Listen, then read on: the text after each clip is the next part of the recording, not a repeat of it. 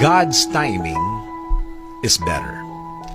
Alam mo, sa buhay natin, isa yan sa mga dapat nating mapag-aralan, lalo na sa ating relasyon sa Diyos. Kung nagtitiwala tayo sa Kanya, dapat diretso ito. Full trust, ika nga. Buong buo at walang bawas. Hindi pwedeng may tiwala ka sa Kanya sa ibang bagay, pero sa iba, wala. O kaya, sa Kanya ang iba, yung iba sa iyo. Hindi ganun yun. At kahit kailan, hindi mag-work yun.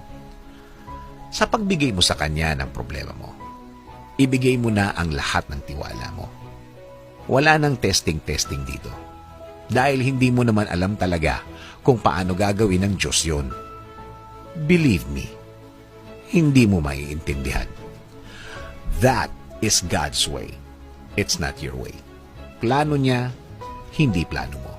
Timing niya, hindi timing mo.